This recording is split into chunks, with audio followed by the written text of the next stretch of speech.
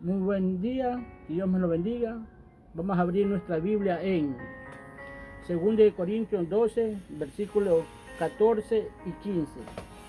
Dice así: He aquí por tercera vez estoy preparado para ir a vosotros y no os seré gravoso, porque no busco lo vuestro, sino a vosotros, pues no deben atesorar los hijos para los padres, sino los padres para los hijos.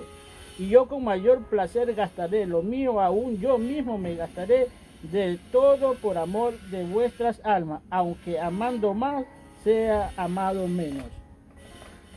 Pablo se presenta como un padre dispuesto a dar todo por la iglesia. Nótese una cosa, que Pablo no está hablándole al mundo, está hablándole a una congregación como a un padre. Como cualquier ser humano en esta vida, Pablo está hablando así. Muchas veces los padres se desvelan por sus hijos, aconsejándole, diciéndole, haz, esto no haces, y en fin. Pero hay muchos hijos que así mismo tienen una rebeldía contra el padre, que es más, muchos llegan a decir hasta que los odian al padre, solo por el simple hecho de preocuparse por ellos, que le vaya bien en la vida, que no tenga tropiezo en la vida, para que mañana más tarde ellos sean buenos hijos y buenos padres también, para que los hijos sean recíprocos con ellos, como ellos fueron recíprocos en el buen comportamiento que tuvo. Pero lastimosamente Pablo no estaba viendo esto en ellos. En ninguno de ellos estaba viendo eso, solo que lo empezaron a ver como un enemigo, porque la verdad que la palabra de Dios, cuando tú vienes, son prohibiciones y prohibiciones que Dios te prohíbe, no por el hecho de que tú le caigas mal, sino que quiere el bien para ti. Y a muchos no les gusta eso. Es más, tú ves en este mundo tantas religiones que hay, pero una de las cosas que más odia el hombre hoy en día es el evangelio de Cristo, el evangelio limpio, transparente, que lo presenta los siervos de Dios. En Filipenses 1:8 también Dios dice: Dios me es testigo cuánto yo los amo. Es más, cuando tú ves esa narrativa en Filipenses 1, él está diciendo cómo se desvela por las noches por todo y cada uno de ellos, de que le vaya bien, que vivan en santidad, que conozcan el amor de Dios, y en fin. Dice, Dios es testigo. ¿Por qué? Porque Pablo vivía en la presencia de Dios cada día. Aprendió a vivir en la presencia de Dios. Él decía, Cristo vive en mí, ya no. Él vivía para eso. O sea, yo ya he muerto. Entonces Cristo vive en mí. Es decir, yo camino a base del amor de Cristo en mi vida. Y ese amor que yo tengo en mi vida, se lo pongo para ustedes. Están dispuestos para ustedes. Cuando tú te ves también a Juan, primera de Juan 2, dice lo siguiente. Primera de Juan 2, versículo 4, del 4 al 6, dice así: Y el que dice yo le conozco y no guarda sus mandamientos, el tal es mentiroso y la verdad no está en él. Pero el que guarda su palabra, a este verdaderamente el amor de Dios se ha perfeccionado. Por esto sabemos que estamos en él. El que dice que permanece en él debe andar como él anduvo, en el amor de Dios. Cuando dice que guarde sus mandamientos, lo que él dice, está hablando de Dios, está hablando de Cristo. Que no podemos andar por ahí diciendo que yo amo a Dios y no hacer nada. O sea, no guarda, no obedece, no se somete. El tal es mentiroso. Y vemos en el mundo entero y en muchas religiones que dicen amar a Dios, pero andan contrario a la palabra de Dios, andan por otro camino. Entonces Dios le está diciendo a través del apóstol Pablo: ustedes no me aman a mí, porque si ustedes me amaran a mí, ustedes verdaderamente me obedecieran, se sometieran a mí. Guardar es obedecer y vivir como Jesús. Y si vivimos como Jesús es porque estamos conociendo a Dios, porque lo que vino a hacer Cristo aquí en la tierra es dar conocimiento del Padre aquí en la tierra.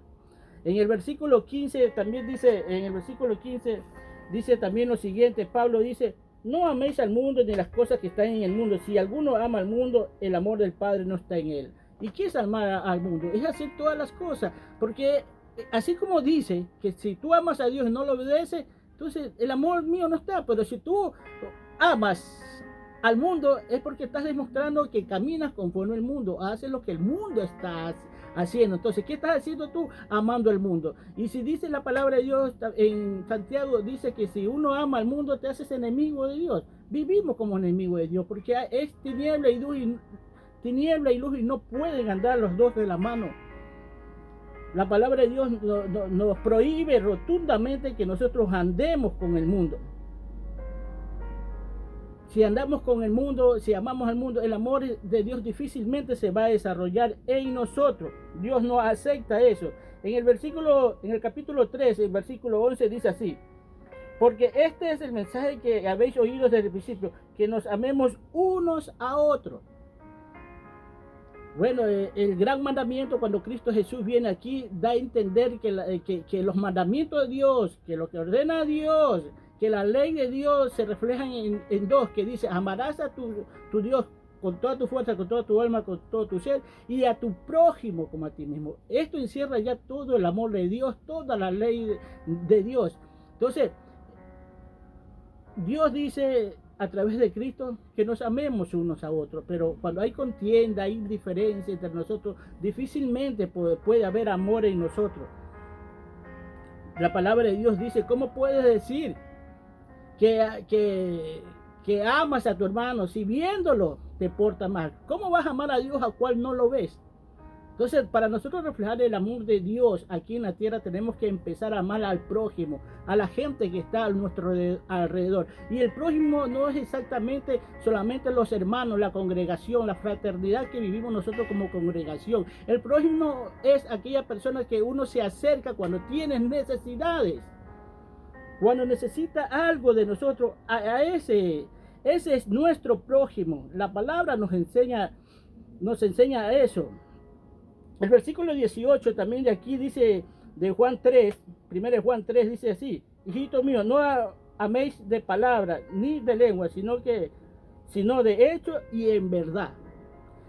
Si te podrás haber dado cuenta, solo te estoy hablando en estos momentos, claro está, del evangelio, de las cartas de Juan, más que toda la primera, donde vemos a un Juan completamente amoroso, que nos dice: no ames solamente de palabras y de lengua, demuestra que tú amas. No puedes andar diciendo yo amo, yo amo, yo amo, yo amo, cuando tú no vives lo que amas. O sea, Dios nos manda a que nosotros vivamos en la práctica de su amor, no solamente en andarlo hablando. Te estoy hablando muchos versículos bíblicos para que tú sepas que lo que yo te estoy hablando está en la Biblia, que no son cosas que yo me las estoy ideando, que yo me las estoy creando. Segunda de Timoteo, capítulo 1, versículo 7, dice que Dios nos ha dado un espíritu de poder, amor y dominio propio. O sea, fíjate, Dios no nos deja solos. Sabemos que Dios nos da su espíritu para que habite en nosotros.